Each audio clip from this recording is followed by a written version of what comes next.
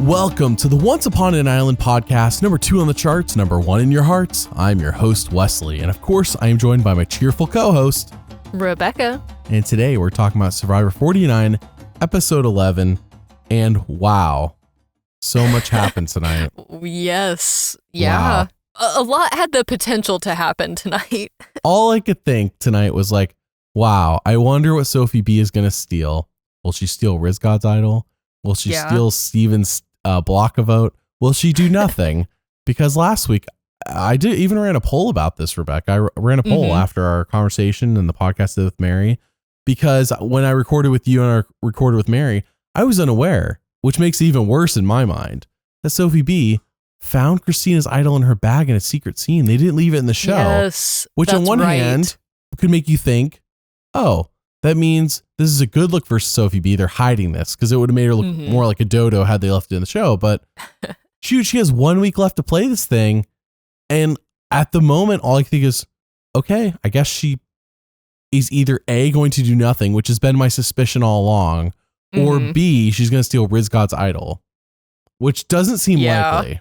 Does not seem likely based on anything through 11 episodes that she's going to do that. But if she does it, wow, what an actual blindside to all of us. Truly. I mean, I think like it is interesting because, the fact that they cut that out of the show that she knew Christina had an idol, on the one hand, like you're saying, I think it means that the show likes Sophie B and the show wants us as the audience to like Sophie B. Right. But on the other hand, it is like, why in the world did she not steal? Like it's just so like I'm befuddled. But that's the only word that I can think of to use. So many, Mary defended it, and I saw a lot of people agree with Mary as to why Sophie B shouldn't play it.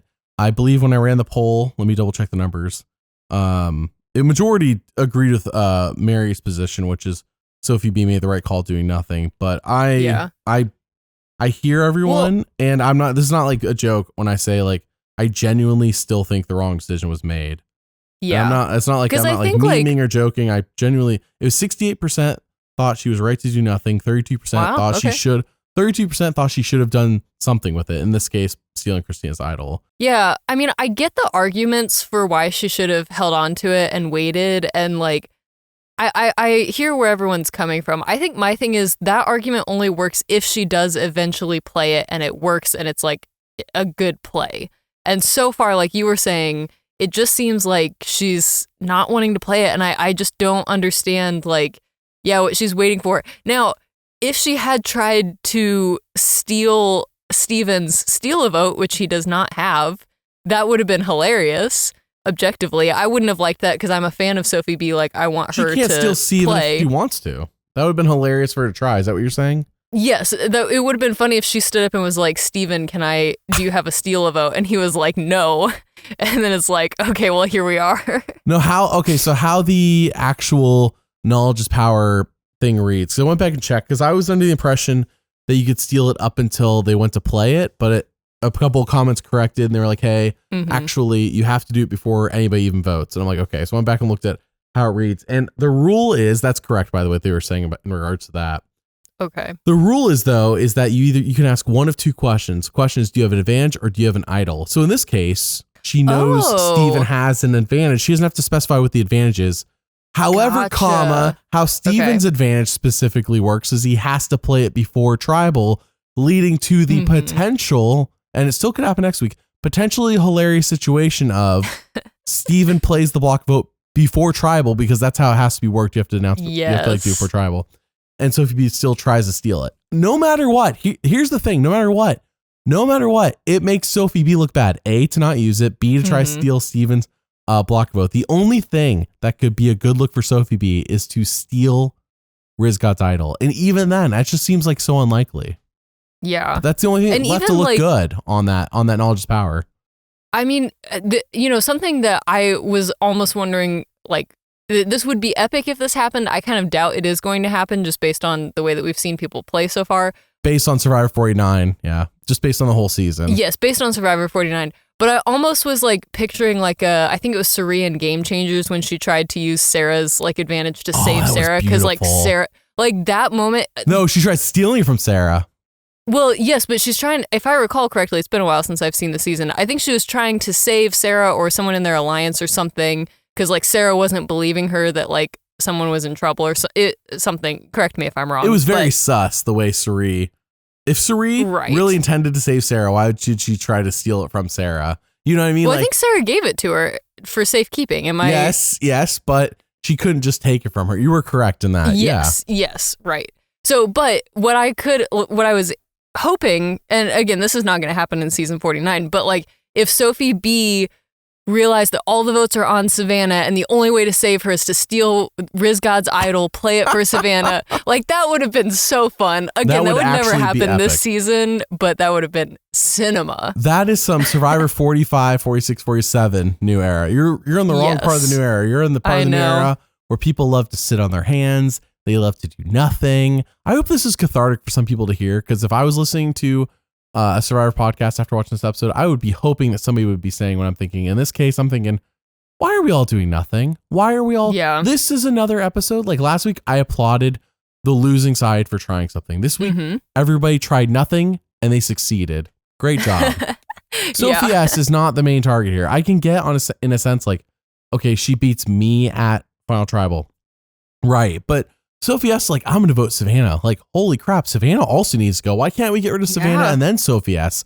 Because once Sophie S goes, how are you going to get the numbers to get rid of Savannah? That's kind of the thing. Yeah. You need Savannah gone because Savannah's with Rizgod and Sophie B. That's a threesome. You need to break up the threesome. But they're like, let's get rid of this one person who's in between our two threesomes so that next week's even harder. Now, Steven does have the block vote, and I am crossing my fingers that he plays it next week. I don't see why he wouldn't.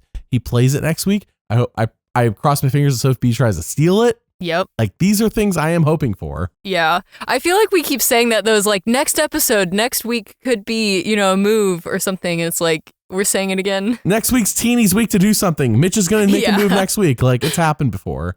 Yeah. Ugh, brother. Okay. Quick announcement. We are going to run a contest here on the channel. It's almost Christmas time. The channel just hit 6-year anniversary. And to celebrate, I wanted to run a contest. What is the contest? It's a great question. The contest is take a photo showing that you're the biggest Survivor fan. Be yourself, live in New York or California, obviously, if you want to be cast on the show. Exclusively. Yeah, be yourself. Send a photo showing that you're the biggest Survivor fan or that like you're the most excited Survivor fan. You have to be in the photo. That is the important part. You have to be in the photo. Please be over 18 if you're in the photo. No one this is not for people under 18. This is only if you're 18 or older. You can have other people in the photo. That's fine, but you must be in the photo. That's very important. Email those photos to my email down in the description, because the winners, the top 3, will win the following. 3rd place gets 1 month of paid Patreon at the highest tier. 2nd place gets 3 months, and 1st place gets 1 year. So submit your photos by December 15th. Me, Rebekah, Mass, and Mary will all look at them. We'll decide what the top 3 are, and we will announce the winners on the finale. And I will say that if there's like a 4th place, 5th place, like there's some honorary mentions that were like really good, I'll figure something out. Okay. Like top 3 for sure. I'm promising. I'm not promising anything more than that. I always want to give everybody like be creative, do whatever. Yes, absolutely. Email those photos by the 15th. We will announce the winners on the finale podcast. Top 3 guaranteed. We will have a top 3. And you can only submit no more than 3 photos. Any more than 3 photos, and I will ignore your submission. So please do not send more than 3. I don't need someone sending me like 50. Like, that's too many. Everyone, you can send up to 3, but you only need 1 to win. Like, I'm not going to be like, oh, these 3 are the most impressive. These 3 are first place. No, I'm picking it based off of a photo. So like, you can send 3 and you're like, these are my 3 best. Hopefully one of them is a winner. That's how you should look at it. So, all right. I hope that's fun for everybody. I'm looking forward to your submissions. We will, of course, talk about this again next week, and I'll let you know how that's going, but we will announce the winners for sure in 2 weeks. Okay. So Rebekah, this episode. Yes. I mean, what an episode. What an episode. Definitely the people said things happened. It was going well, honestly, for a while. It really was. It's funny because like, as much as we've been, kind of clowning a little bit that like, no one really did anything in this episode, but I have to say, I was enjoying it for probably the first like maybe 2/3 of it, really 45 mostly up minutes, until an hour. tribal. Yeah. Yeah, exactly. Like, I mean, I thought the challenge was fun. The journey was one of the better journeys I think that we've seen. It wasn't the best, but it was fine. It was, interesting. And yeah, I don't know. It was a fun episode, but then we got to tribal and no one did anything and the most predictable thing happened, and that's, I guess, where we're at with this season of Survivor. Yeah, let's go through this chronologically. Do want to mention Madison will be back tomorrow. Finally, her work schedule let up enough for her to podcast with us. So tomorrow, Madison and I will rank the remaining players in our winner analysis podcast. And then next week, we're going to do, of course, winner analysis again for the final, I think at that point, it's final 5. But I also want to mention that we are all, me, Mary, Madison, and Rebekah, believe in her, all 4 of us are going to be on the same podcast, ranking all the new era seasons. That will be on Patreon as soon as it's done next week, but I'm not releasing on YouTube for like a week or so after. So if you want to get that ahead of time, I just want to mention that because like finally all 4 of us at the same time. It has been a challenge to get all 4 of us. That's kind of exciting that now we have happening. I guess 8 seasons to talk about. I guess we're not counting 9. No, this one counts. Yeah. Oh no. Yeah, you're right. Yeah, I was doing the math wrong. But yeah, we have all the new era seasons to talk about. All of us on the same podcast. Yeah. It's going to be epic. I will do my best to shut my mouth and let the other 3 people talk. I will do my best to not talk about Wicked and just talk about Survivor. Please. Anyway, so this episode, it was pretty good for a bit. So we start the episode off. Rizgod says the fake idol he played was actually originally meant to be played before Christina to try to draw Christina's idol out, which again leads to the fact that everybody, we were like last week, maybe people didn't really know Christina had an idol. No, everybody knew Christina had an idol, which in my opinion, makes it worse that it wasn't stolen. All right. We were talking about that. Sophie S talks to Sage. Hang on. Let's just, okay. Well, let me ask you though about here. Yeah. Let me ask you though, like, do you think that Rizgod actually knew that Christina had an idol? I think he did, but I guess my question is like, to me, that idol play still seemed like much more of him trying to get on 50 and or just amuse the jury. Like because once Christina plays her idol, then there's no reason for the theatrics. Like he could have just not done anything, but it was interesting that he's the Rizgod. He did it just for funsies. Rizgod. And clearly the jury was loving it. Clearly Jeff loved it because Rizgod's on 50. But yeah, like, I don't know. It was interesting that he was like saying tonight that the reason was to get Christina to play her idol when I don't think that was the reason at all. Like, I mean, maybe it was a little bit, but like, I think it was much more for the jury. But I don't know. What do you think? I don't know, man. Like, it's just this whole episode. What a letdown. Honestly, what a letdown. I can't even think about your question. That's how let down I am at the moment. He played his fake idol for funsies, and good for him. Good for Rizgod having fun because, man, is this cast just kind of like, they're just handing it. They're handing it to Sophie B. I mean, like, Steven could do something next week. And he has to. Doesn't it expire next week? Is block vote no good past? Or maybe it's just the most ideal place to use that final 6. Yeah, I think that's what it was more about the numbers. I'm not sure. I don't remember exactly when it expires. Yeah, I don't know. I do know that Knowledge's power expires next week. That I do know. Yes. So, correct, yeah. Wow, yeah. I look forward to that. All right. Sophie S talks to Sage, and Sage says to Sophie S, the move you just made handed Savannah $1 million. Now, I'm not 100% certain this is the first time somebody's basically said Savannah's in position to win. I know we've heard before, same as a threat maybe, but nothing seemed so solid until I heard this. And then later, if I recall, Sage and Sophie B both say no one's winning at Savannah. Of course, I think Sage is saying that Sophie B's agreeing with her because that could just be like Sophie B's like, I'm agreeing with her in the conversation. Whether I believe it or not, it's a different story. But it could be just be a Sage is so solid about it. And she says Sophie S, she says Sophie B, says both Sophies. But finally, I don't think anybody this week said, I don't like Savannah. Savannah makes me feel uncomfortable. Stuff like that, which we've been getting all post-merge because we're kind of like, we're all waiting with bated breath. Like, does the tribe divisions mean Savannah won? Right. Yeah. Well, I think we got a little bit of that at tribal, which I do have to say, I think this tribal was not as entertaining as last week, but we'll talk about it when we get there. But the whole thing with Christina and Savannah, I thought was pretty funny and entertaining. So yeah, I mean, I think we're like, I do I did notice this week that, yes, you're right. We're hearing more people say Savannah's a threat, Savannah's a threat. And I just don't understand why, like, yeah, with Savannah, everyone's saying, like, Savannah's the number one threat to win. I've been trying to get on Savannah for like 3 weeks, people have been saying. Yeah. And then this week Steven they vote and for Sage Sophie said that S. tonight. It was a unanimous vote for Sophie S. Like, I'm so curious about how that happened. Try. Like, yeah, and they could have made a move tonight. I mean, last week I was like applauding them for trying, and then this week they don't try, and I cannot. It's the opposite of applauding. I'm farting. I'm Sage. I'm going Sage style. I'm farting because of how upset I am about the lack of trying. It's okay to try and fail, but to not try, what are we doing here? Well, honestly. And I also want to point out, because I think there was kind of a theme tonight where Sage and Savannah both at different points were kind of talking about making emotional moves versus logical moves. Mm-hmm. And Sage was very clear, I think, in a couple times tonight that she was like, this is a move for revenge. Me voting out Sophie S is, you know, like she's saying like, okay, I've been targeting Savannah ever since the merge. Savannah is the number one threat. But because my best friend got voted out and I want to get revenge for the Juwan vote, I'm now going to vote for Sophie S, which is strategically a worse move. But that's what I'm going to do. And then later at Tribal, Savannah is talking about how, like, you know, she's saying, you know, sometimes revenge can be a good move. Sometimes it's not. It just depends on if it lines up with, like, logically what you should do in the game. And just talking about how, like, even, you know, sometimes if you, you know, you might have different reasons to vote someone out, but you might be able to work with someone else who has, like, different end goals, rather, I think is what she said. So you might have different end goals from someone, but, like, you can still work with them for one vote to, like, vote out a similar target. So all of that to say, like, I think we've heard Sage and Savannah kind of talking about this emotional versus logical vote tonight.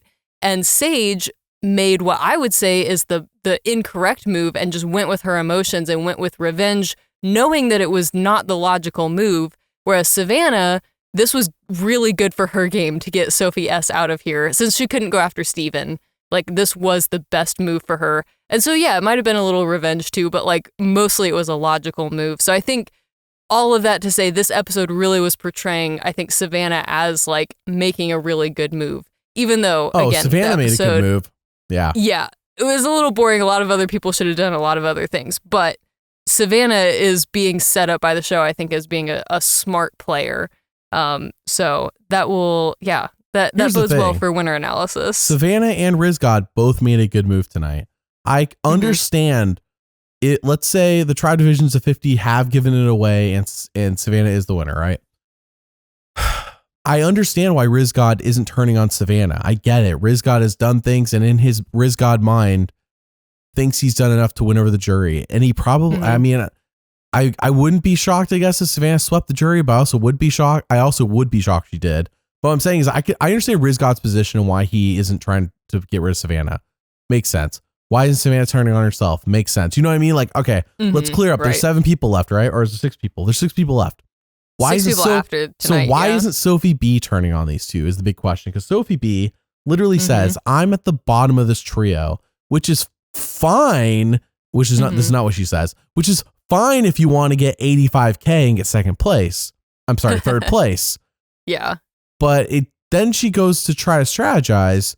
But at the end of the day, she does seem to be okay with third place and 85K because she doesn't make the move on Savannah. No move is attempted to be made. And because I guess I was curious what she meant by saying that she was on the bottom of that 3. Because I'm like, 3 get to the end. So if you're just saying, like, the other 2 would turn on you if they had to, it's like, well, you're still probably safe because, like, 3 of you are going to go to the end. But if she's talking about in terms of jury votes, I mean, that's a different conversation. I think she was saying both. Honestly, I think she's saying both. She's saying again, in her trio, she's at the bottom, like she's most likely to lose. Yeah. And she has to be aware that, like, in order to impress a jury, like, you have to make moves. So, yes, I do get what she was saying later about, like, if she, turned on Savannah and Rizgod and ended up, working with, like, Steven and Christina and Sage, she's like, okay, well, I don't trust these 3 as much as I trust Savannah and Rizgod. That's fair. Like, there is still a good bit of game left. But at some point, you have to make a move. Like, you have to do something that's going to impress the jury. Otherwise, like you're saying, you're just going to get taken to the end as a goat. Sophie B's done. She's not winning. I stand by my ranking from last week. Now with Sophie S gone, she's next to last place. She's right after Christina. Christina has to be last. Wow. Okay. Like, no, I mean, this isn't some shocker. Oh, maybe it is for you because I didn't do all my people last week with you. But last week with Mary, I put Sophie B down. I'm like, and I don't mean like put her down as a person. I mean put her down in my rankings. Sophie B, like, sure. I'm just like, if you're not going to turn, I can't move. I can't keep you in the top 3. Like, you have not earned this. You were just in the top 3 because you're in the right alliance, but like, you're not in the top 3 in terms of winner analysis. Like, is the jury going to respect you? At the moment, I have nothing. I have no evidence. We have 2 weeks left. This is not a Sophie B dogging episode, by the way, because Christina and Steven, in my opinion, also screwed up. Sage screwed up, though I understand why. Let's put it that way. I understand why Sage did what she did. Doesn't mean she's right in terms of the best strategic move, but I understand why. So I understand why Sage did what she did. I understand why Savannah did what she did. I understand why Rizgod did what he did. I don't understand why Steven and Christina did not vote with Sophie S. Steven has the block a vote. Why are we too scared to, I mean, I guess, okay, so it's like get rid of Sophie S and live for another day, and me, Sage, and Christina can all vote together, to make a move next week. And like, I kind of get that. But I guess there was just no way to convince Sage to vote with you. Be like, hey, we get rid of Sophie S tonight. We get rid of Savannah next week. Like, sure, Savannah could win immunity. She has one too. We were talking about how she could win 5, by the way. I think there's only 3 immunity challenges left. I think the odds of her winning 5 now are like she has to win out, I think. Which, pretty sure. I mean, she could. She could. And that's the thing. I mean, now that Sophie S isn't here, I mean, Steven is her number 1 competitor. And like, I mean, yeah, he's good at these challenges, but like she could win it all the way to the end. All the more reason to get rid of Savannah? Yes. I know Sophie S. They're like, she's been in the top 3. She's only won 2 though. She hasn't been winning out. I did wonder, because I feel like with Sophie S's game this season, I felt like I would have been way more invested in it if we didn't know that she had no shot of winning because of the Zero Confessional episode. So I'm trying to picture just like being on the island, not having the edit. I could see how, they might be thinking like, okay, the top 2 threats are Sophie S and Savannah. And even if you want to throw Steven in there as a big threat, because even Jeff said tonight, like the 3 of them are the only people who have won individual immunities. So it's like, I could understand how maybe this vote would feel like a victory because we've just knocked out one of the top 2. Yeah. Yeah. So like maybe that's how it feels to like people on the island, but I don't think that's what's being communicated to us through the edit. Because clearly in the edit, Savannah is being set up as the big threat. And so the fact that they voted out Sophie S tonight is like, why didn't you vote out Savannah? But it might have felt differently on the island. So yeah, I don't know. That was just, I don't know. Obviously we can only work with what we've been given, which is the edited show. Right. And the edited show to me is saying that everybody screwed up tonight voting for Sophie S. In fact, the edited show, I feel like so let's say you're right, Rebekah, and I'm not saying you're wrong. I'm saying you probably are right, that maybe out there they are basically viewing Sophie S and Savannah as somewhat equal. It's like, well, getting rid of one's just as good as getting rid of the other. Then the show narratively has failed to set that up as being truthful to us, the audience. The Zero Confessionals, of course, for us who are hardcore fans who listen to podcasts like this, but even for like a regular casual audience member, I can't imagine that Sophie S's view. I like Sophie S, but I can't say it for certain. I will say Sophie S did not feel like she was prevalent until like 5, 6, 7 episodes into the season. They waited so long. Like if Sophie S had been basically a main character from the beginning, sure, this would have been earned. But it almost like Genevieve, where like Genevieve was nobody for 3 episodes. Right. Or for almost 4 episodes. I think it was like 3.5 episodes. And then they made her somebody. Sure, Genevieve was definitely somebody for sure. But Sophie S, they were waiting on her for even longer than Genevieve. Yeah, I think so. Yeah. The narratively, I feel like a disservice was done here if Sophie S is truly viewed as big of a threat as Savannah. Because all I'm thinking is, why didn't they get rid of Savannah? Okay, then you have Rizgod and Sophie B together, and it's 4 versus 2. If we want to get rid of Sophie S, we still can. But hey, at least Savannah's gone, who was never going to work with us. Even tonight, Sophie S was willing to work with them. She voted for Savannah. Sophie S was not part of a brigade to get rid of Sage, Christina, and Steven. She was part of getting rid of Savannah. They voted off a potential person who could have worked with them for at least a vote. And it's just like, ugh. Yeah.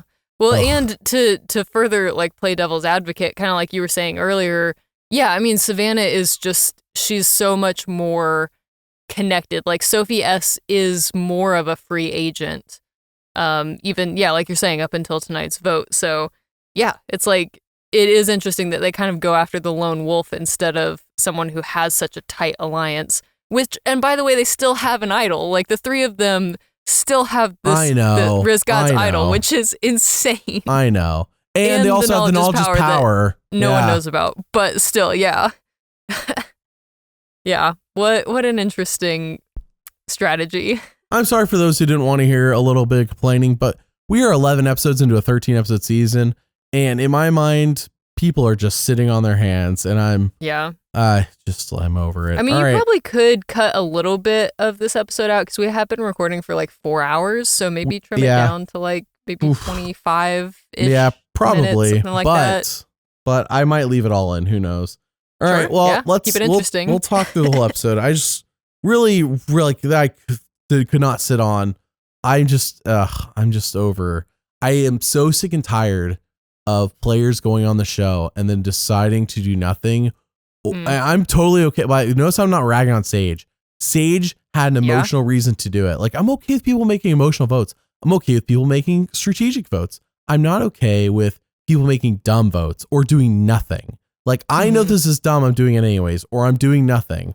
Like, what are we doing here? Now, let's say that people are going to come in, comment, and defend, and that's fine. Go for it. But like narratively, this is what we've been shown. So then if we're saying, oh, the show's lying to us, actually, this was smart and this was not doing nothing, then the show is narratively done. Somebody is screwed up. It's been a player or the show. Pick your poison. Somebody here is screwed up and done. Somebody is narratively screwed up or has actually done nothing. And in my opinion, done nothing is the actual answer. And it's I mean, not narratively I think screwed up. It is so interesting because I guess like I've never played Survivor, obviously. I've never been on the jury. I know, shocking new revelation. But like to me, I guess I'm so much more of like, kind of like you were talking about last week. I would so much rather see someone try something and it fail. Like I would rather see that. That's going to gain so much. I mean, obviously it's more entertaining as an audience member. I guess the people playing don't really care about being entertaining as much as like winning the game. So like, I guess I get it from that perspective, but yeah, you have to do something at some point. Like no one's going to win the game by just like, you know, like Christina, you know, well, she did play the idol last week, but I guess my point is like, no one's going to win by just sitting on their hands. Last week things were tried. Applause to people trying and failing. That's okay. To not try anything or to make a move. And then in my mind, this is a worse move than going for Savannah, voting out Sophie S. This is a worse move because you know for a fact Savannah's always with Rizgod and Sophie B. Sophie S is a wild card. And honestly, a wild card could vote with you, but you always know Savannah will vote against you. Always. Yeah. And she's aligned with the guy with an idol. Yeah. And even stuff like last week when Rizgod played a fake idol for no reason, you look at that and you're like, okay, that's kind of like cringe or weird or whatever, but also at the same time, like that's hilarious. It's very entertaining. I think the jury did really like that. Obviously it got him a spot on season 50. So like, you know, there's more at play in this season than there are in other seasons. But my point is like, yeah, I don't know, like you're sitting on an island for like 26 days. You have to come up with something to like be entertaining. This is day 21. We're almost done. Yeah, exactly. It's like, just do something. I don't care if it's goofy. I don't care if it's like... Just do something, yeah. Just do something. That's all I'm asking for. Is that too much to ask? Even Q. This is why I loved Q. He's out here inventing the Q skirt. That had nothing to do with the game. Obviously, he didn't win, but like, you know, that was entertaining. That was a good time. Q was so messy. Q made so many bad moves, and yet we all love Q because Q delivered. Q constantly was doing something or at least being entertaining. Like, yeah, he's such a more memorable character than, I mean, honestly, like it was so funny. I was watching the opening credits tonight and just seeing like all the players who have been voted out. And like probably about half of them, I'm like, I literally forgot that they were in this game. Like, what did you do? Yeah. And it was like, you know, that's the season that we're currently watching. But I just feel like this season is really suffering from just a lot of like And again, I'm not talking about people personally. I'm just talking about like in the game, in the edit, the moves that they made specifically in this game. But just a lot of like boring characters this season. Or no one's a bad person for being boring on the show. They're just a bad Survivor player. Yes. Right. And even just like interesting players like Sophie B, who I'm like, at this point, I'm like, I'm just so disappointed. Like, I really wish she would make a move because I'm still having a hard time like getting off of the Sophie B train. Like, I still have hope, even though I know I shouldn't. Yeah. I just want her to do something.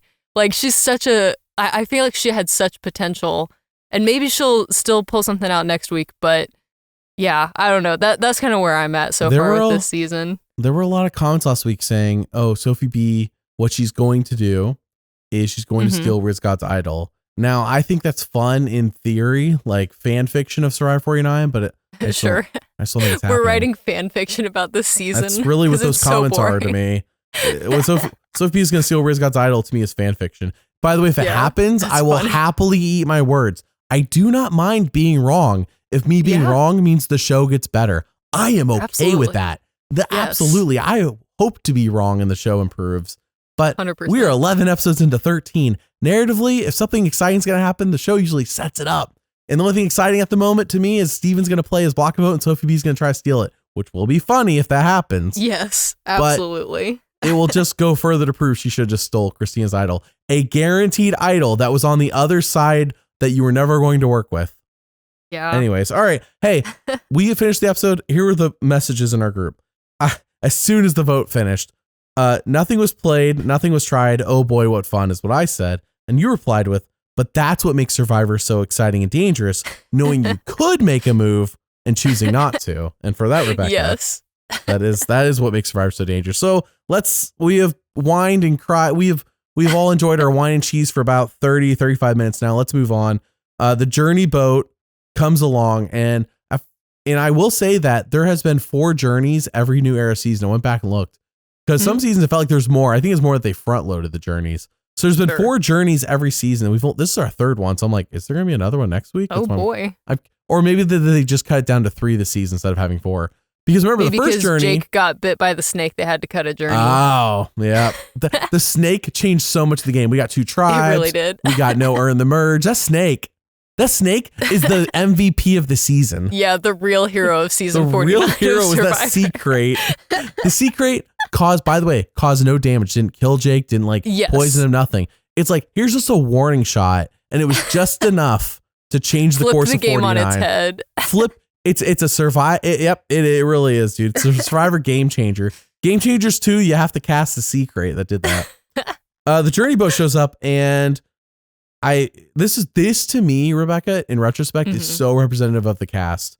Because yes, absolutely. All I'm thinking is, okay, 3 to 4 people here should want to go on this journey at minimum. I'm like, Steven should want to go. Christina should want to go. Though the moment I hear strenuous, I can understand as somebody who's also larger why Christina would be like, I probably don't want to go on the strenuous journey. Who knows what that exactly entails? I'll let one of my allies go. But still, Steven should want to go. Christina should want to go. Sage should want to go.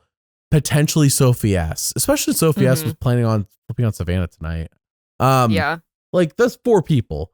Maybe I can understand why Sophie B, Rizgod didn't want to go. Savannah seems like the kind of person who would want to go, though she didn't want to. Yeah, I was surprised that she didn't. That was something that I'm like, especially as someone who I assume is winning this season, that's the type of thing where it's like, I don't want to go on this journey. I don't need this advantage. I don't want to do this strenuous journey, but in order to have power in the game and to make sure that my enemies don't have power in the game, I'm going to go on this journey. That was the energy I was expecting from her, and that is not what we got at all. Remember when Eva went last season, despite already having the idol, and she went last season, she got knowledge's power? And it's like, well, that was a stupid journey. Strategically, though, that was very smart by Eva to go and get that knowledge's power. And I hope that we said that on the podcast, because while it was boring as crap to watch, it strategically made sense. Here, I'm like, strategically, this makes no sense for everybody just to be like, okay, Steven, go ahead and go for it.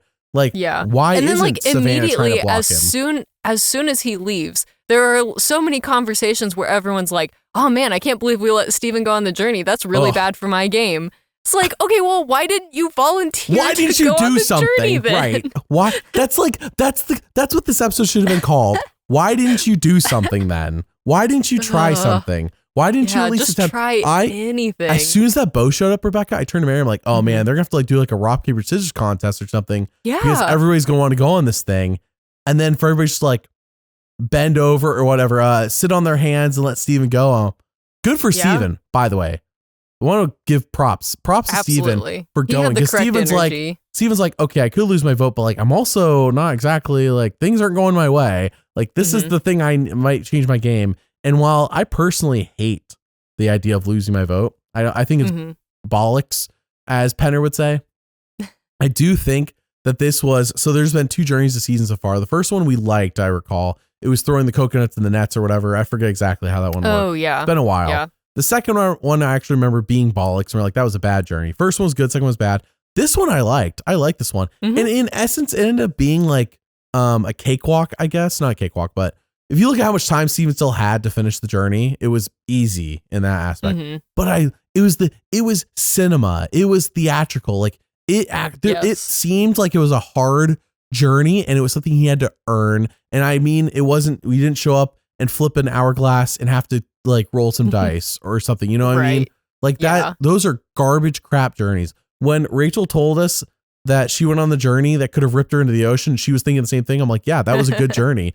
I still remember it because it was like, whoa, like, hey, I know in theory, like nothing probably is going to happen, obviously, in terms of that, but like it's there. And like the fact that Steven had to run around the entire Phrygian island. And by the way, that island, for those who looked at the overhead shot real quick and may have noticed, this is an island they use for camp life. In fact, I'm sure one of the tribes lived on this camp. I could be wrong. It has that sand. When it does the overhead shot, you'll look at the very right when it has the number 2.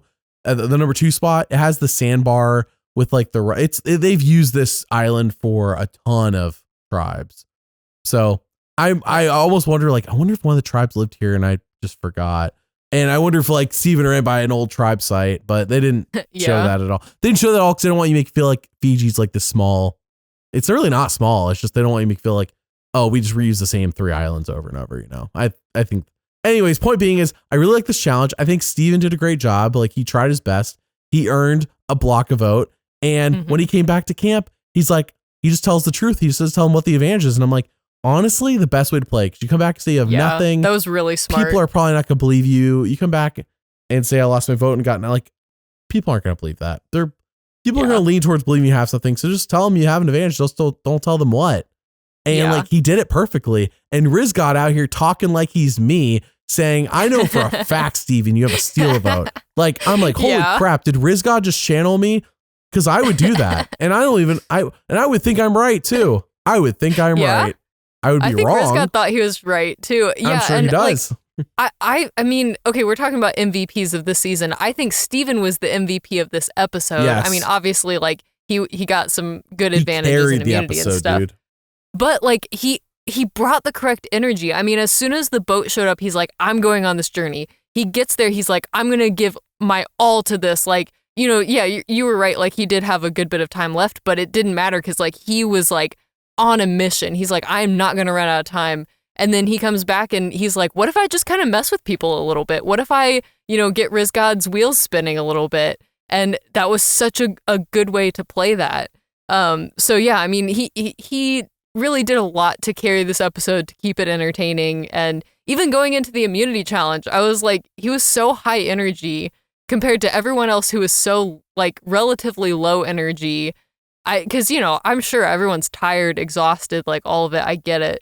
But yeah, he came in, was channeling Jeff and just like very enthusiastic. So yeah, I appreciated that. Yeah, again, it's just be entertaining, you know? Right. That's all I want. And while Steven has not been the biggest entertainer of the season, good for him. Just like trying something, honestly. Yes, good for him for trying something, and he earned that block of vote. And I like on one hand, I was like, why didn't he play it tonight? On the other hand, I get his position of okay, it's gonna be more valuable the final 6. So he was just in a tough position.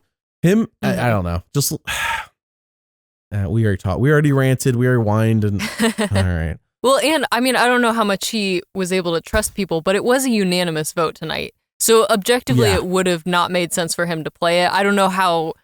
Well, under the guise of a unanimous vote, it's not wise to play it. But had him, Christina, and Sage like been like, hey, let's pause. For Savannah. Pause. Yeah. Let's think beyond this vote. What happens next time if we get rid of Savannah? What happens next time if we get rid of Sophie S? Like, we did not see that conversation take place. I'm sure it did. I would hope it did. But if it did, we didn't see it. Yeah. Because I would love to know, okay, we vote for Savannah. What happens next? Like, that's the question. Oh no. Sophie S wins immunity. Okay, then we vote for the Rizgod, who still won't play as idol, or we vote for Sophie B. Right? Like, because nobody knows Sophie B has knowledge power, nor is she going to use it anyways. So, like, oh no, worst case, we vote for somebody else. That's the thing. And like, we have the power. We're 3 people. And in reality, you should be working with Sophie S, who was going to vote for Savannah anyways to get rid of Savannah. Right. Like, you didn't even need. There was so much potential in tonight's vote. Man. I'm not saying this is an easy position, but I'm saying that you didn't even try. All right. Yeah. I mean, just hand it to her. Why don't you? So Steven tells the truth back camp. Sophie B then gets a very brief, and I want to say this. I wonder when she said this, because that confessional shot of her saying, I can steal it. I don't know if she said in that shot that we could see her mouth move, I could steal Steven's or whatever. It just felt like from a different time, that confessional, whether it's the future or the past, I don't know. But all of her confessionals tonight were in the very same spot where her whole body's like on screen, like laying across, and there's like a log and like sand. You saw like all of her confessionals were in the same spot, but that one confessional where she's like, I can steal it, is from a different part, from somewhere else, which means it got pulled from a different time when she did a confessional, whether it's in the future or the past, I don't know. What I'm saying is that they pulled that to make you think it, because either A, they want you to be like, remember, Sophie B could do something, even though she can't in this case. Or B, they're like, hey, she is going to try something. Let's set this up now, because it'll be hilarious next week when it falls through. Yeah. I don't know. I just like, at this point, I'm like, I'm worried that she's never going to play it. We're just constantly being teased. That's the thing. It's like, are we going to get to the end of this game and she's going to have a souvenir? And it's like, okay, what was all of this set up for if nothing happened? Or what I would hope, and I think would be way more hilarious, is what you were saying of like, she tries to steal Steven's block of vote, but he's already played it. Like, that's what I hope happens. But I don't know. We keep just saying next week it's going to happen next week. And here we are. Honestly, the funniest thing absolutely would be if if she tries to steal it. Like, that would be the ultimate payoff. But still, that's what I hope happens. I don't understand why she found Christina. All right. Oh, we're gonna get so many comments complaining about us talking about this, but like, it just baffles me. Okay, so Rizgod is certain it's a vote steal. We talked about that immunity challenge. This is the Rebekah, correct me if I'm wrong. We've seen this immunity challenge 1,000 times, but it's a different way of doing it with the spinning. But and definitely more visually appealing, the spinning, but it actually made it super easy. It did look like, I mean, one person dropped, right? Right. When we first saw it and like saw the run through that when they're explaining the rules, I was like, yeah, it looked super hard, because I was just, I don't know, I was just like thinking about, you got to move super slow. I guess maybe not as hard as the one where you're like balancing the plank of wood with the letters stacked on them. But Steven's stack, I mean, it was tilting so far, and then it never fell over. Yeah, so you're right. I mean, just watching Steven do it, I was like, oh, maybe that was super easy. But in theory, I mean, it seemed hard, but I don't know, he made it look easy. So yeah, good for him. He deserved the win, though. He aced that. Usually when they do this challenge where it's like stack the word, spell out the word by stacking it, there's usually a bunch of drops, like a ton of drops, because they're balancing it by moving it slowly, make sure it doesn't fall over if you tip too far. But like this one, because even though it was more visually impressive, and by the way, I'm not complaining about it. I like that they tried something new. I do think that there has to be a better way to do this. Maybe they could do it in a way where it spins more, because maybe it wasn't spinning enough. Sure. So I don't know if that means making the spool smaller, however that works. This is not my area of expertise. But basically, that's the improvement that needs to be made to this, is make it so it spins more, because I don't think it was spinning enough. for it to be a challenge. It ended up being incredibly easy, which I'm sure pleased Jeff. He's like, oh shoot, we got out here in like 15 minutes. Sweet. You know? Yeah. But for us at home, it ended up being like, I was expecting to see like everybody drop their stack at least like once or twice. And I don't think, but like maybe one person dropped their stack once from what I recall. Yeah. Maybe there was a second person I forgot, but it ended up being just, whoever got first, and there wasn't much of a challenge. So visually impressive, visually interesting. Yeah. Needs improvement. That sums it up. Yeah. That's exactly how I felt about it. That's this whole season. All right. Steve wins immunity. He takes Christina, and then he takes the Rizgod, which I was a little bit surprised by. What did you think about this move on taking the Rizgod on to get some spaghetti? You know, I think it made sense in the sense that, like, if you're thinking about who you're leaving behind, like, I understand him wanting to break up Sophie B, Savannah, and Rizgod. However, again, if he was, thinking like, hey, let's target Savannah tonight, it probably would have made more sense to bring Sophie B or maybe Sage if you're trying to, like, persuade her to vote with you. So yeah, I don't know. I mean, I think this was a fine move. But just in the sense of like breaking up the power trio. But I don't know. I maybe would have taken Sophie B on this one just to kind of solidify like, hey, let's vote for Savannah tonight. But what about you? What did you think of it? Well, I'm on Instagram right now. Okay. I say this because Survivor, I know you just asked me a question, by the way. I'm aware, but I'm assuming you're on Instagram to answer the question. No, I'm not. I'm on Instagram for, cause everybody's posting their Spotify Wraps today, and Survivor CBS posted their stats for On Fire with Jeff Probst, the official Survivor podcast. They posted that they're number 4 on the charts. Oh. So if you've always wondered who number 4 on the charts are, apparently it's On Fire with Jeff Probst. There you go. The official Survivor podcast. Now, I don't know what this actually means, because when we say on this channel we're number 2 on the charts, we're basing off of YouTube numbers. So when I look at the podcast that gets posted after the episode airs, like everyone, it seems like every Survivor channel for the most part has like their podcast they post, like their main podcast they post after the episode airs. Some do multiple, like we do 2 a week. Some do like 7 a week. Like Robin's podcast, I think just like 10. I'm just, you know what I mean? I'm just saying, like, I don't know if it's actually 10. I'm just saying he does a bunch. Know It Alls to me is the main Robin's podcast that for their Survivor episode. Like that is it. That's their main one. They're number 1. Like their numbers, they're number 1. Ours is this one. This is number 2. And then who is number 3, 4, 5, 6? Go do some YouTube research, figure that out. I'm not overly concerned about that. What I will say is that On Fire with Jeff Probst, what they're posting here is their Spotify numbers, which nobody ever reveals. So it's impossible to know. So the only numbers I can publicly look at is YouTube. And I'm like, yeah, we're number 2. We're number 2. That's why we say we're number 2 on the charts. Robin's podcast number 1. Not even close. So what they posted here was On Fire with Jeff Probst, the official Survivor podcast. Here's all the stats they posted. Top spot on charts, number 4. What charts? All podcasts ever? Just charts? Okay. Interesting. Like that's as vague as we are at the beginning, except I can always explain what I mean when I say that. And I have proof because I can look. Are these like screenshots from Spotify, or what are they talking about? No, this is Survivor CBS posted their Survivor, their Spotify Wrapped, and they put, my fans' top artist was Taylor Swift. My fans' top audiobook was The House of My Mother. But I don't know. It's like Survivor CBS have a Spotify account that they're listening to things on. No, I think it's people who listen to the On Fire podcast also listen to Taylor Swift. I think that's Rebekah, what that's saying. You're carrying them. Confirmed. Survivor Swiftie. It's like there's the Venn diagram is a circle there. Yeah, I guess so. Anyways, there's a lot of overlap. Anyway. Number 4 top spot on charts. Top country US. Top fans 10K. Followers up 32%. But like, what does that mean? Yeah. Top fans 10K. Does that mean that they get 10K views a week? Or does it mean that they've had 10,000 more subscribers or whatever they call it on Spotify this year? It's not all fans, just top fans. I don't know what that means. I don't know. Yeah, I hate that all these like numbers get obscured by like Spotify doesn't post numbers, so we can't like actually figure out who, YouTube's the only one where numbers are public. And then they posted on top spot on charts number 4, which we already knew. Weeks on charts 21. Countries charted in 2.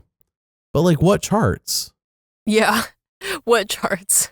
Show us the charts. And I'm not blaming Star CBS. I'm sure this is just like Spotify Wraps, like, because they didn't make these images. These come from Spotify Wrapped. I'm just confused. Yeah. Anyways, all right. Their top episode That's Spotify Wrapped for you, I guess. Their top episode is the first one from Survivor 48. So, all right. Well, there you go. I guess you always wonder who number 4 on the charts is. It's On Fire. I'm sure on YouTube that they're probably number 3. I don't know who number 3 is. I'd bet we're getting way off base here. I'm aware. We're going down a rabbit hole. Somebody corrected us. It's not rabbit trail. It's rabbit hole, apparently. We were going down a rabbit hole? Went down a rabbit hole for just a second.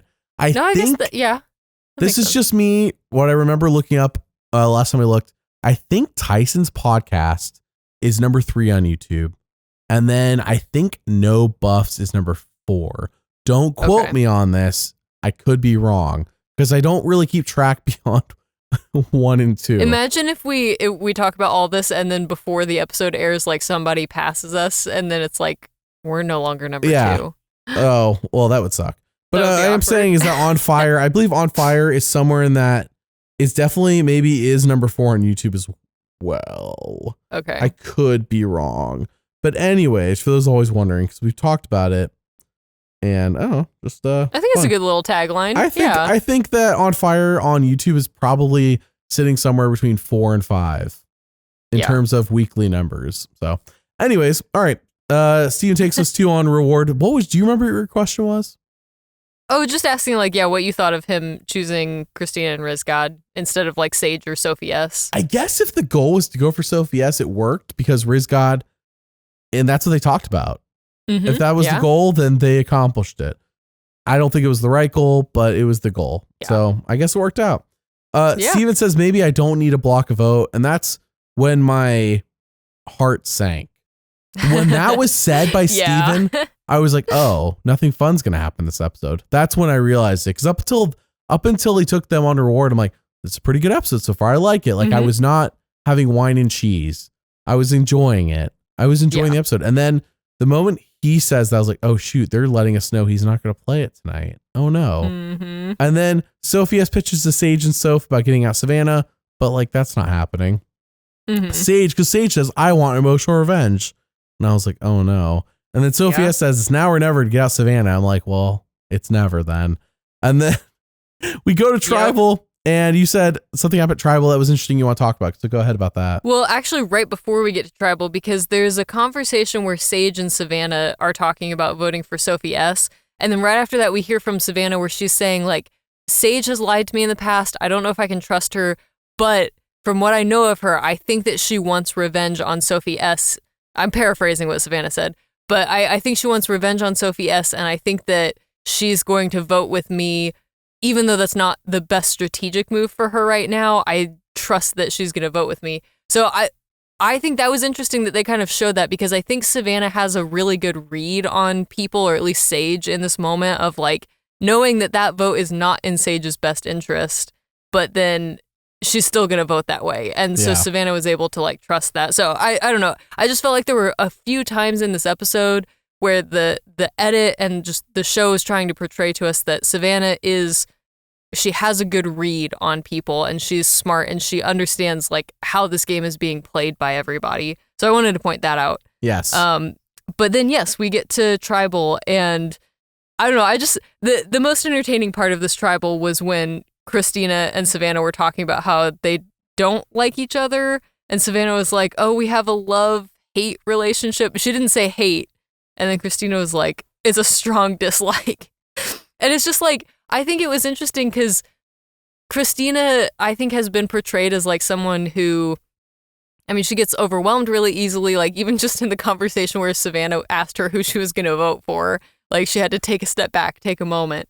But I think it's interesting to now see her kind of going head to head with Savannah in this Tribal, but in a way that's like interesting. I don't know. Savannah, I feel like she's owning this sort of villain archetype that she's playing. Because, you know, there was a moment where Christina was saying, I don't even remember what she was saying, something like vaguely critical of Savannah. And Savannah was like, go ahead, bring it. Like, I can take the shots. Like, go ahead, you know, say whatever you want to say. And I don't know. I like this sort of villain portrayal that we're getting of Savannah, even though it's like, it's definitely a new era villain. It's not like an OG villain, but like, I don't know. Yeah, the edit tonight to me was very, very positive for Savannah. So I just wanted to kind of emphasize that a little bit. But yeah. I really like Savannah's voting confessionals whenever they actually show them to us. Yes. Right. She goes up there and she's like, this is and she used like the quote unquote sign, emotional vote or whatever. She's like this is just good strategy for me. And I'm like, here's the thing. Like, and out of all the complaining I have about Survivor 49, it's not about Savannah. My issues are not with Savannah. They're not with Rizgod. So I understand why they're on 50. They're really with everyone else. Yeah. It's not with those two. So the fact they're on 50, the show has narratively made me feel good about them being on 50. Is narratively made me feel like, okay, they have earned everything they have gotten so far. So, and I'm sure it's because they did. Like I'm saying, narratively, the show is supporting what it needed to do for 50 has done its job in that case. It's just that the other 16 people here, at times they do things where I'm like, good, but overall a lackluster other 16 players, in my opinion. Yeah. Overall, yeah. If none of them come back for another season, that's okay with me. Yeah. Which is so like, it's so unfortunate because I feel like the bones of this season, they had potential for it to be a really good new era. The snake did a lot. And I mean, even like we were talking about, they didn't really do Emergatory. There's at least one journey that was really cool. The first one. Things. So and then this one. I like this one. This one's good. Yeah. So it's like there were some good bones here, but like you're saying, it's unfortunately more of an issue with the cast. And again, not them as people, but just in terms of the moves that they choose to make or not make in this season have made it, not as entertaining to watch. Rizgod goofing off has been all the best moves at Tribal. Absolutely. And it really is just him goofing off. We need more of that immediately. Yeah, Rizgod just goofing off at Tribal is the best moves all season. And I want him to play a fake idol every Tribal. I think that would be so funny. That would get funny. It really would. I also learned, I believe it was through the Propaganda podcast, that actually, apparently, Joanne really did take Rizgod's torch. Nice. Yeah. That's funny. They did swap them out, though. They did swap them back. So technically, Rizgod's torch has been snuffed this season. That's right. Yeah. Yeah. Interesting. Joanne cheated, confirmed. Is that a strategy? You can just, if you get voted out, take someone else's torch and be like, well, they're not in the game anymore. Well, guess I get to go back to camp. I said I was taking Savannah out no matter what. I'm taking her torch. That's the torch he should have taken. It would have been the trifecta. If I'm going down, you're going down with me. Yeah.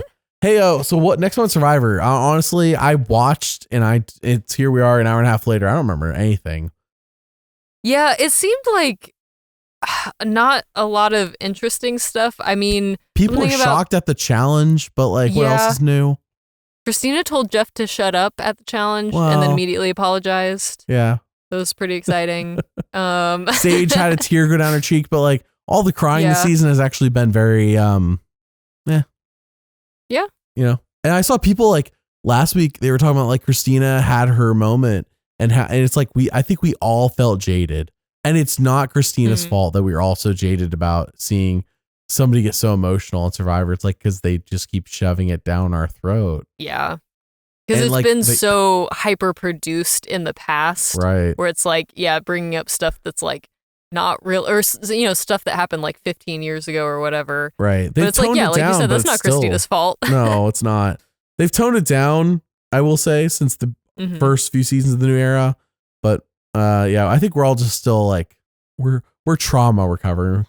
Yes, from the overabundance of sob stories, and they didn't really let off the gas until after 46. Through 46, it was so prevalent. So much, yeah. And they're still on the gas. They just have let off the gas after 6 seasons in a row. So, all right. Well, Sophie gets voted off next week. People will be shocked. Nobody will make a move on Savannah the Rizgod. Maybe Sophie B tries to steal Steven's block of vote. We can all have a good laugh. Who knows? I am so sorry that this season is bollocks, but I didn't make it.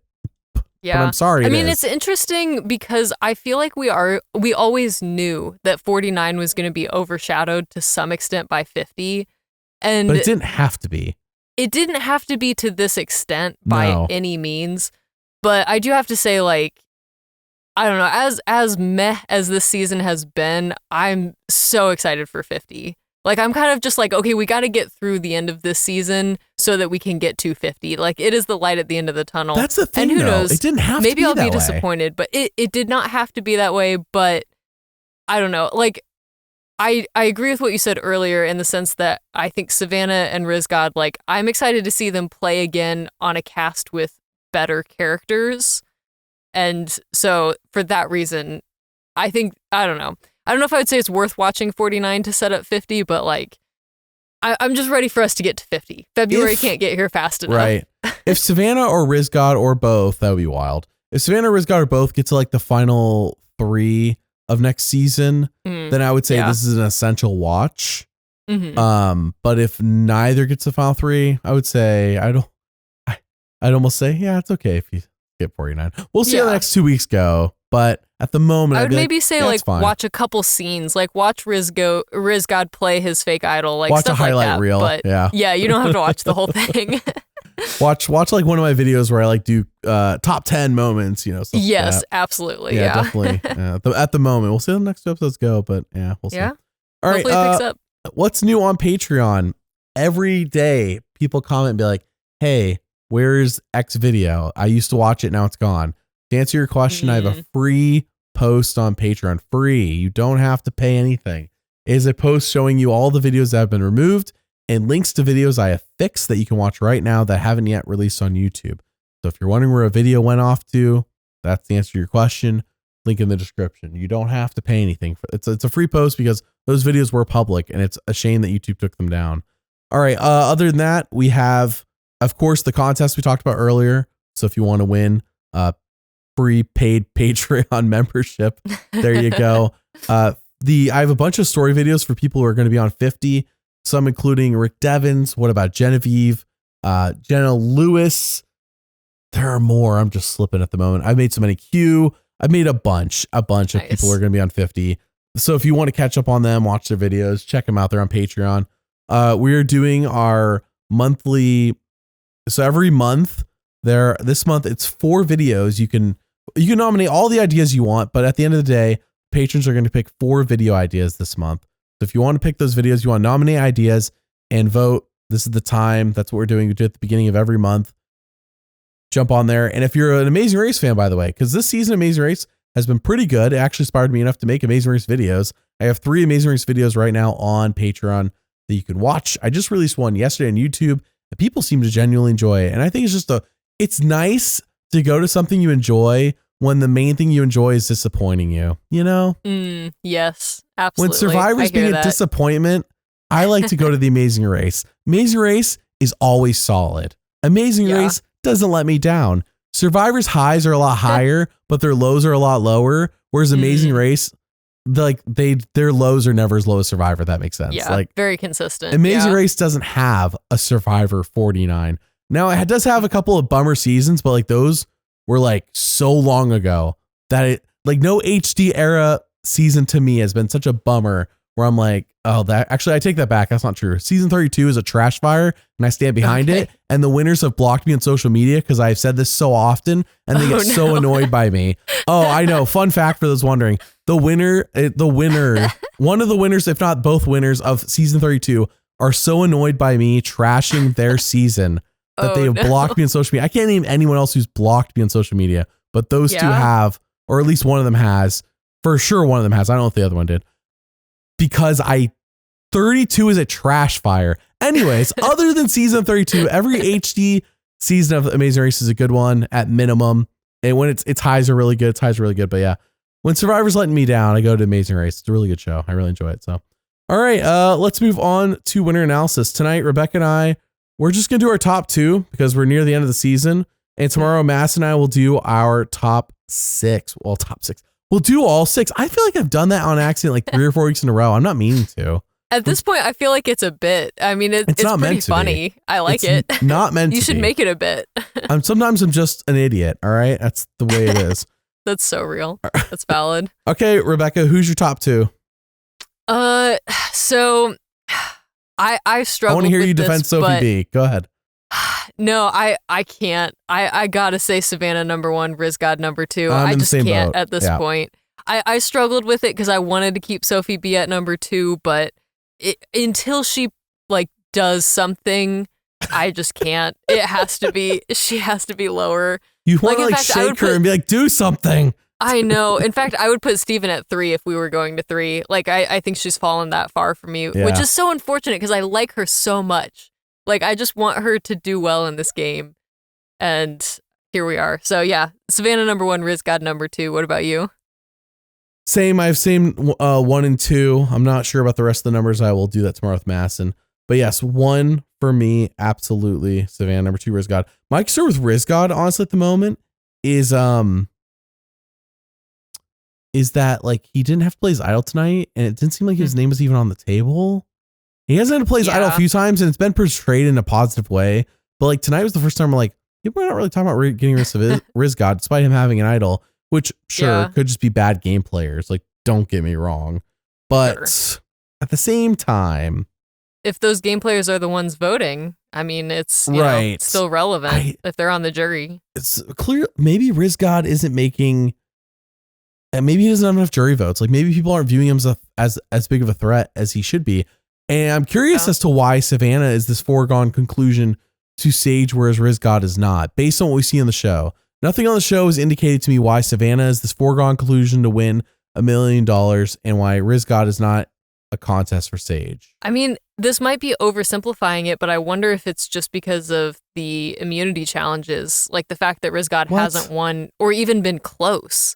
Like, I mean, Savannah has been not only winning these challenges, but I think it's also just like her attitude, like the way that she was like that one where they had to keep the disc up with their feet, and she's like almost taunting Sophie B, like, I'm not going to drop, I'm not even close. Like, like I think it has more to do with Savannah's like confidence and just, I don't know. Yeah. Like even the way, again, that she was talking to Christina at Tribal tonight, where she's like, you know, like I essentially kind of owning this villainousness, which I do like. That's a word.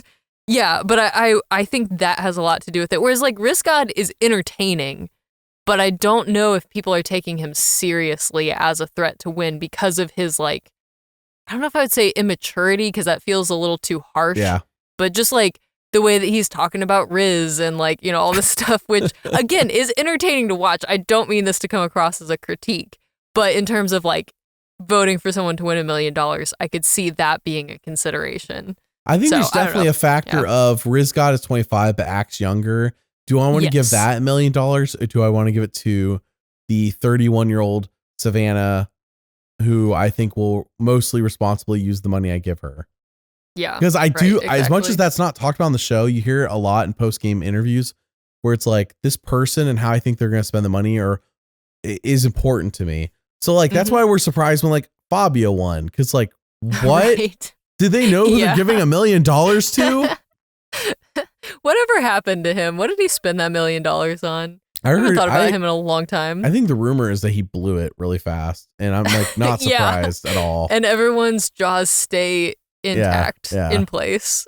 Yeah, I'm not surprised. Fabio should have been back for Winners of the War, if not another season. What a character. Yeah, and he won. Yeah. The show has not done him justice to bring him back. He should have been brought back at least once.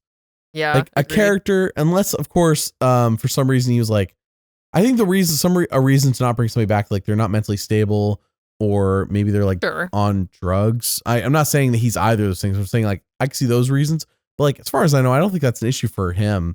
And plus he posted on Facebook that he wasn't even asked for Winners at War. Wow. Yeah. That's crazy. Man. Or 50. Yeah. Well, he would have been so fun on 50. Yeah.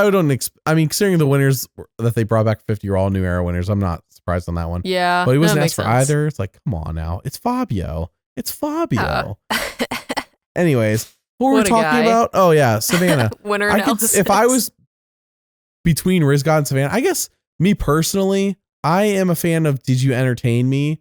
Like if I'm feeling equal on these two people. But maybe Savannah and I have better conversations than me and Rizgod. Maybe Rizgod and I don't have deep conversations, and Savannah like feels like she gets to know me. I don't know if that's been portrayed on the show though. I'm like, I am over here making stuff up because the show at the moment, because the show's given us nothing. The show has not shown that happening. It's just shown that for Sage, it's a foregone conclusion Savannah's going to win. There's been other people who have been vocal that they don't like Savannah that much, which makes me think this is going to be a close vote if both of them reach final 3. Who I assume, by the way, is going to be with Sophie B at the rate we're going. Yeah. At the rate we're going. Sophie B had the confessional, like, I hope people bring me the end to the final 3 like a puppy dog. And I'm like, well, I guess that was prophetic. I guess we were like actually telling us what was going to happen. Sure. Which, I mean, again, like you said, third place still gets a cash prize. It's not $1 million, but okay with me. If your goal was to just get to the final 3, like I remember, I think Susie on Gabon said that. She's like, I just want to be in the final 3 or whatever she said. She had to get in second place and was 1 vote away from winning.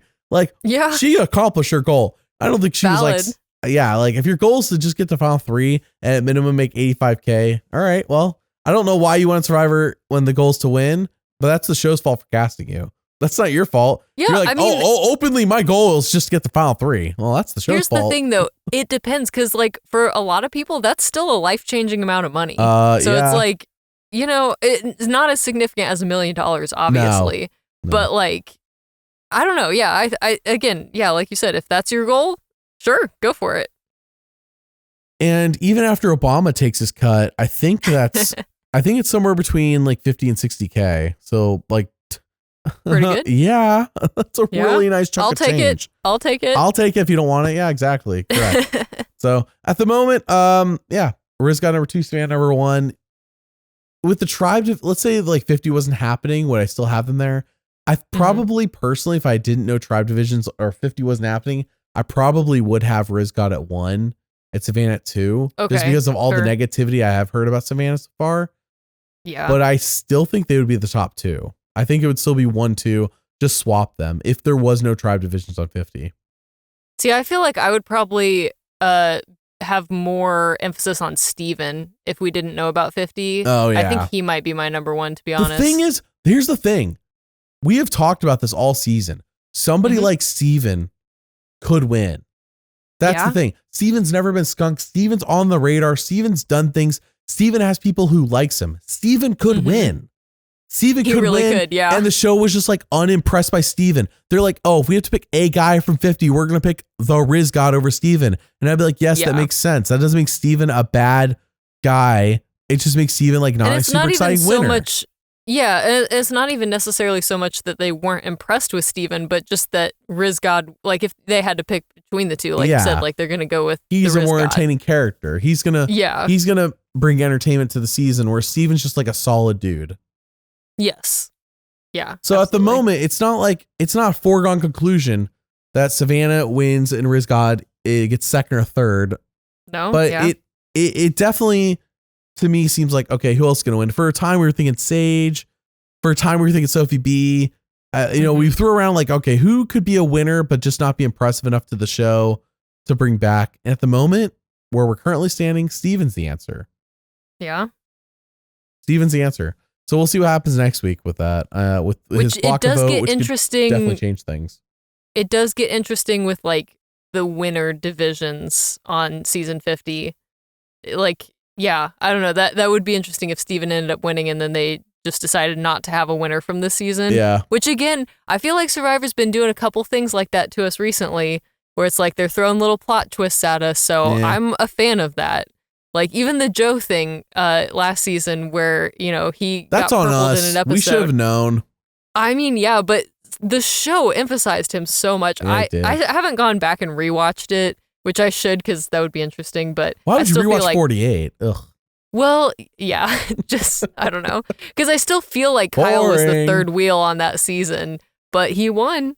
So he had 92 confessionals, and like 35 of them were about how him and Camilla are in a secret alliance. Yeah. Between him and Camilla, they both reminded us 35 times. It was 34 or 35 times that they're in a secret alliance. And I'm like, okay, Kyle 92 confessionals, but if you subtract all the Camilla confessionals. Yeah, exactly. Yeah.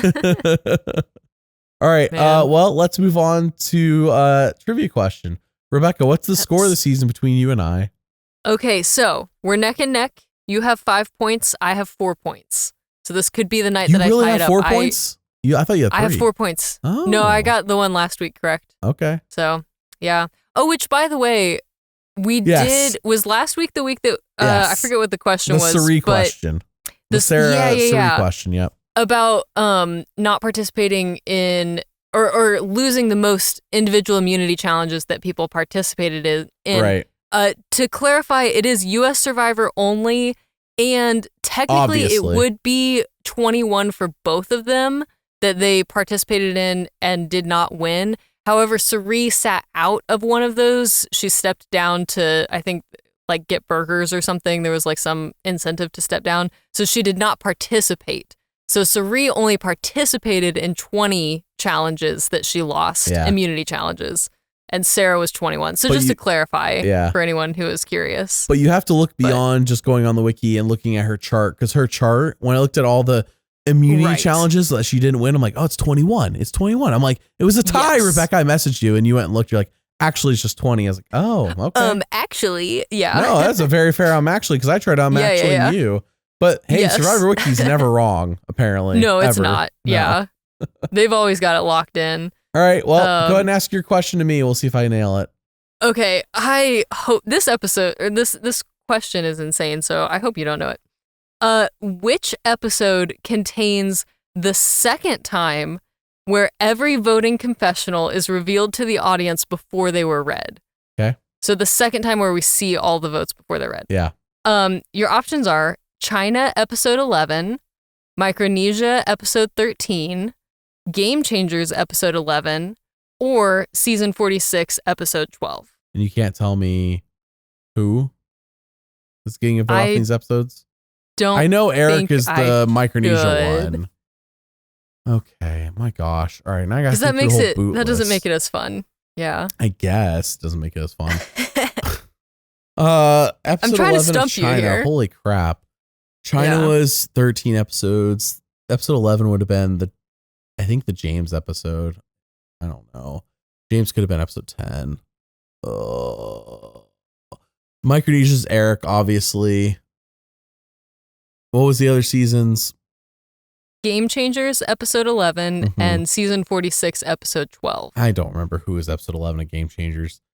And then episode 12 of 46 would have been Q. But well, in 47 we saw everyone vote for Rome, but clearly that wasn't even an option. So I don't know if we saw everybody vote for Rome, but I'm pretty sure we saw everyone vote for Rome. I could be wrong. Yeah. And also, just as a reminder, the question is which is the second time that this That. happened. So just to be clear. I think the first time was Eric. I don't remember. I think what was shocking about James is that he didn't play his 2 idols, if that's the episode where James went. But did they show everyone vote for James? That's the question. I don't even remember Game Changers. So for me, it's not even on the table. Even if it is the right answer. Oh, why can't I know who? Because I think that makes it too easy. Look, I got James, Eric, and I got Q. Yeah, you did. That was pretty I know good. I do, but I don't know who Game Changers was. And why would they show all the votes for the Game Changers? All right, I'm gonna roll the dice and say it's the Eric vote off of Micronesia and say they did it to James the season prior. But if it's the Game Changers one, okay, whatever. Go ahead. It's Eric in Micronesia. Okay, so that is actually not correct. Okay. Micronesia was the first time that it happened. All right. You were right that the China episode was James. The Game Changers episode was when Michaela got voted out. Okay. And so the correct answer is actually season 46 when Q got voted out. Okay. Because it was again where he had an idol in his pocket, so they showed all of them, I guess. And that was the 4th time in a row, the 5th time that season, but the 4th time in a row where somebody went out with an idol in their pocket. Yeah. And I think that's why it was so crazy that they showed all of them. So yeah.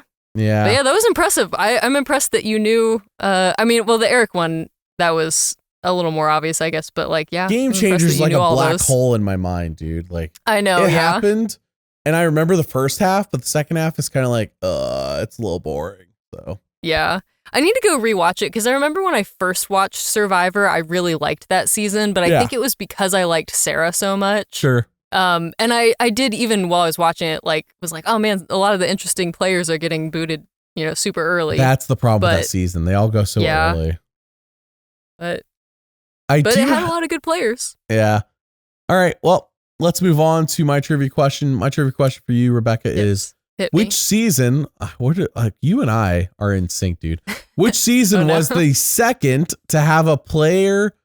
Sorry, I had a typo here. Which season was the second to have a player return before their first season even aired one episode? Does that make sense? Yes. Okay. So they came back to play. They filmed another season before their first season had even aired one episode. Your options are A, Pearl Islands, Rupert. B, Guatemala, Stephanie and Bobby John. They're one player. C, Samoa, Russell Hantz. Or D, Philippines, Malcolm Freeberg. Ooh, those are all really good options. Okay, and you said this is the second time that it happened? Oh, I'm sorry. When I said Bobby John and Stephanie and Bobby John, that wasn't a trick question. I meant to put Palau. I'm just really trying to put, I screwed up on the season. Now I meant like they come back and play in Guatemala. Yeah, so this is their first season that they were on, and they filmed a second season before the first season even aired. So which season was the second to have a player return before their first season even aired an episode? Rupert on Pearl Islands, Stephanie, Bobby John, and Palau, Russell Hantz on Samoa, or Malcolm Freeberg on Philippines? I want to say, my mind always thinks of Malcolm because I think they did that thing at the end of the live reunion show where they're like, oh, you want to like go play again? But I don't think that's the correct answer. I think it's Russell Hantz. Yeah, I don't really know, but that's what I'm going to go with. So that's my final answer. That is incorrect. Russell Hantz was the first one. So Rupert, really? Okay. When he came back to play, they had already aired a few episodes of Pearl Islands. I don't know if they had aired up through the Outcast twist, but they had aired enough for people to love Rupert. Palau, I think almost the entirety, if not the entirety of Palau aired before Guatemala filmed. So that wasn't the right answer. Samoa was the first time that a season, so they filmed all of Samoa. Russell Hantz then played on Heroes vs. Villains, and then they aired Samoa after Heroes vs. Villains had already been filmed. That's the first time it happened. And then the second time was Malcolm. Malcolm was the correct answer. Gotcha. So okay. Because they didn't actually start doing seasons back to back until Samoa and Heroes vs. Villains. Before that, they would film a season and then take a few months and then film the next season. So usually, if not always, part of that first season would air while the second season was being filmed. So, for example, when people come back to play on Micronesia from China actually had aired a few episodes by the time that Micronesia was filming. Interesting. Okay. Yeah, that all makes sense. Do you remember what I was talking about with the live reunion show with Malcolm because it's so fuzzy in my memory. It's been years since I've seen this. If they did, they were being wink, hint, hint because they had already filmed it. Because I remember hearing something about that. Yeah, there was something, even watching it, I was like, this feels like staged or weird. I'll have to go back and rewatch it because I forget what that was. But okay, yeah, that was a really good question. I liked that. You know what's wild? Off topic. What's that? What else is new? What's wild is when I was working on that Richard Hatch video last week, is that speaking of Malcolm and Karamoa, and this is why I connected to it, is that they flipping cut Hatch from 40 because of the incident with him and Suhawk and All Stars. But like they had Hatch do commentary on DVDs after that happened. They had Hatch at the flipping Karamoan reunion doing a naked bit as a joke. And like Karamoan's 2013 and All Stars was 2004. And they're flipping doing jokes 9 years later. But all of a sudden, Dan Spilo gets inappropriate. And now they can't bring back Richard Hatch on Winners at War. Right? Yeah. Bruh. Survivor and their constantly changing moral compass. All right, let's move on to your all's questions. Every week, as soon as the episode is done airing, I ask for your all's questions here on YouTube, and that's what we're going to answer. And if you comment on actual podcasts, you are 100% more likely to get picked. Or if you've commented on just regular videos. 100% more likely. Oh, like that's I don't have an exact Spotify percentage. Stat right there. Right. 1,000%. Percent. I'm more likely to pick you than everyone else. Okay. First question from JJ Mara. Is it bad for Rizgod that no one has thought or mentioned getting him out? Like no one seems to see him as a threat like many viewers see him as. Yeah, that's a really good question. Yeah, I mean, you brought this up earlier, but yeah, I think that could be a bad thing. I mean, again, it's, it kind of might come down to depending on who he's sitting next to, but if Savannah is being portrayed as a villain of this season, and if people actually don't like her, They'll then vote for I could somebody see else. Rizgod getting votes where it's like, well, you were entertaining and I don't hate you, Yeah. I don't think that's what's happening right now, because as much as people are like talking about Savannah, is like a big threat, or like, even Christina like doesn't get along with her or whatever, I still feel like people respect her, generally speaking. So yeah, I don't know. That's my 2 cents. What do you think? I'm worried that this is the first night I was worried about that as well, because Rizgod has an idol and it wasn't even mentioned like, hey, should we try to flush his idol, or hey, should we vote off Rizgod? Like, why? Like, no one's even trying to get him to play that thing. He was so cocky that he played a fake last week and didn't even worry about playing his real one. Yeah. And the fact that people aren't even worried, like, it reminds me of a Xander, where Xander had an idol and nobody was super concerned about it. That's how I kind of feel about Rizgod right now. Also, just to add to that, most of the talk about Rizgod playing his idol has been like, is he going to play it for Savannah? I feel like that's been the bigger concern. He's the boy who cried wolf. He's never going to play this thing. Same with Sophie B, by the way. Yeah. Oh, absolutely. But even like, I just feel like people talking about his idol being a threat, it's more of a threat because it keeps Savannah in the game, not because it keeps Rizgod in the game. So yeah, I don't know. That is interesting. Next question from Kyle Baldwin. How often does production repeat the codes for number lock challenges? Because, Rebekah, they noticed the number code in Steven's challenge is the same code from the challenge Jake won in season 45, where he remembered it using the winner of the seasons. What the fudge? That is some next level laziness. Yeah.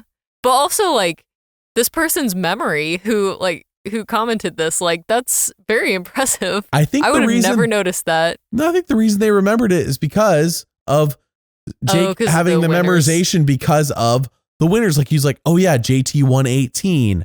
And then I forgot what the other numbers were. Gabler 143 or something. I forgot how he did it.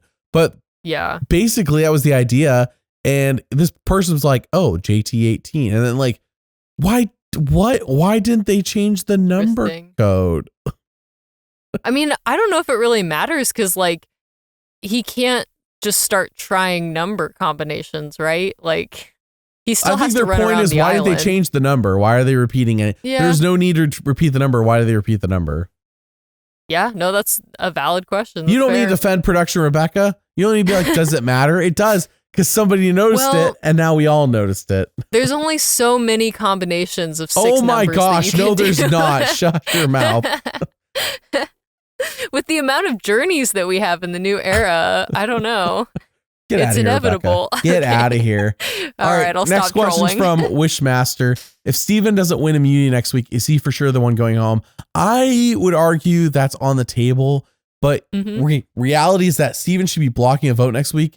And in theory, though it has been proven to be all over the place, Christina and Sage should be voting with him. Should be voting with them.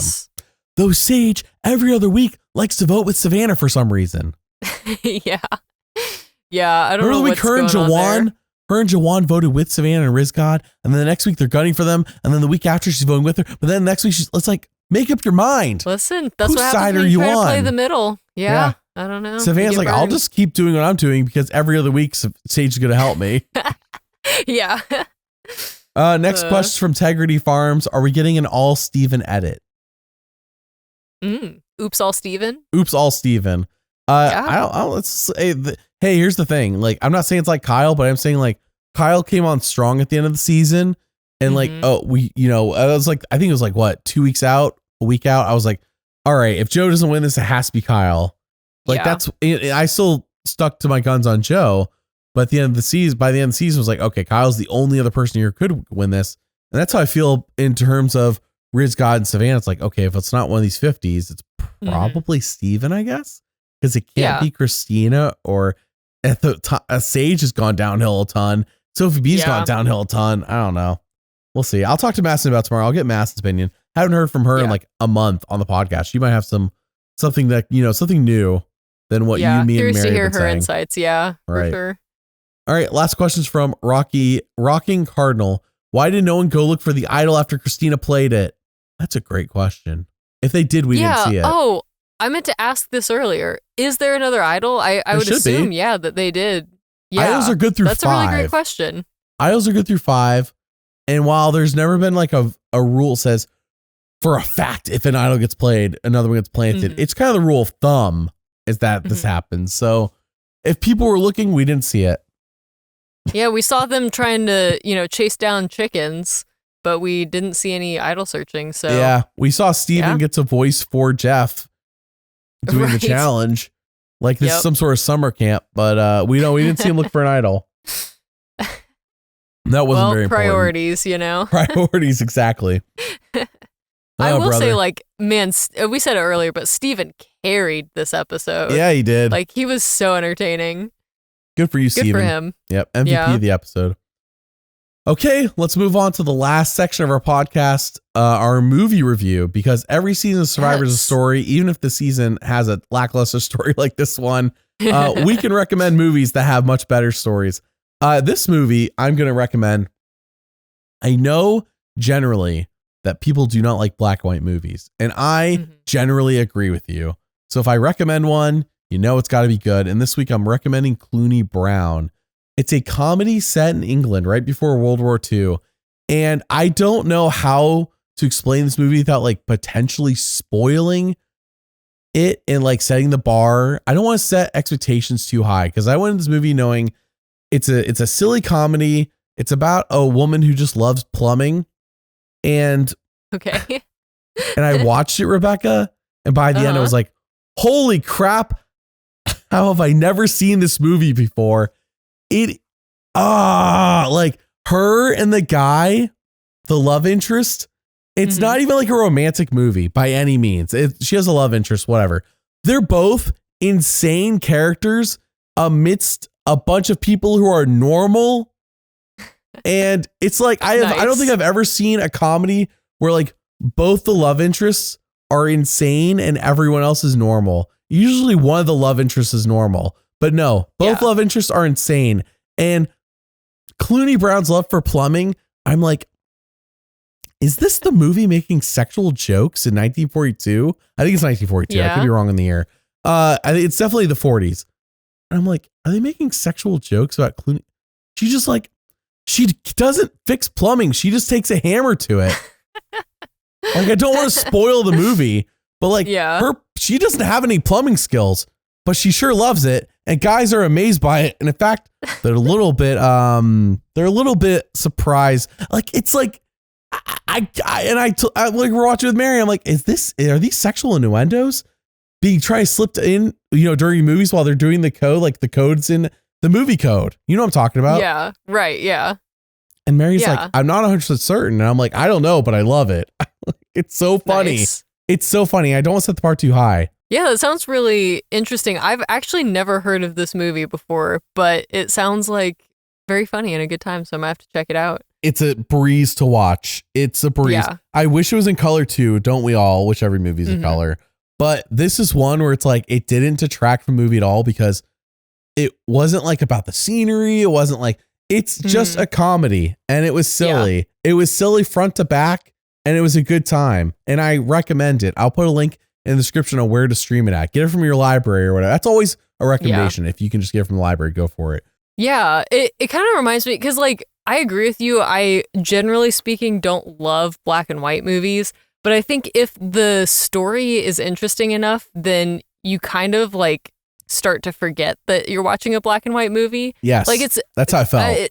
It's similar, maybe in style, maybe not in story, but like I don't know if you've ever seen Arsenic and Old Lace. I have. With, is it Cary Grant in that movie? I think that movie. It's also black and white.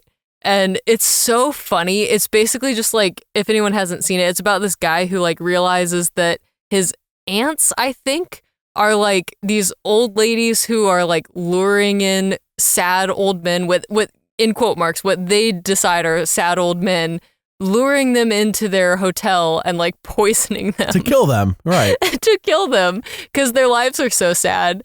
And so it's just like Cary Grant running around this house making goofy faces and like, there's so many wacky characters and it's just so insane. So that it kind of reminds me of what you're saying with this movie of just like it's just kind of a goofy, good time. And yeah, you kind of forget it's black and white. You're just kind of like, I don't know, along for the ride. So yeah, I'll have to check it out. That sounds really interesting. So yes, that one, Arsenical Lace, a good one. I will say Bringing Up Baby is another good one, Rebekah. Also black and white. Yeah. Cary Grant with Katharine Hepburn, where Cary Grant's normal and I'm not Katharine sure Hepburn. If I've seen that one. It's a good I've one. heard of it. Yeah. Katharine Hepburn's off the rails in that movie, and Cary Grant does the Arsenic and Old Lace bit. I would say, like, if you like Arsenic and Old Lace, Cary Grant, he's the same character basically in Bringing Up Baby, where there's like an escaped tiger, and you could tell Cary Grant, the actor, was not comfortable with the tiger, but Katharine Hepburn was all about the tiger. Like, she was loving the tiger, but Cary Grant was not comfortable with the tiger. And you look up behind the scenes stuff, you're like, oh yeah, this is confirmed. Yeah. Cary Grant's like, I want nothing to do with this tiger, but Katharine Hepburn loved the tiger. That's like how the guy playing the captain in The Sound of Music like hated kids. He's like working with all these child actors. Christopher Plummer. I don't know why I said the guy who played the captain. Right. Yeah. Very famous actor. But yeah, that's so funny. Just give it, if you're going to give one a chance, give Clooney Brown a chance. Okay. Give Clooney Brown a chance. Expect the unexpected. Nice. That's a good pitch. I like it. There you go. Expect the unexpected. Yeah. That's, and I've given away too much as it is. I knew less than that when I watched it, but I still haven't given anything away at the same time. So, all right. Well, that's it for this week. We'll see you all next week. Hopefully next week won't be a massive disappointment. Okay. Bye.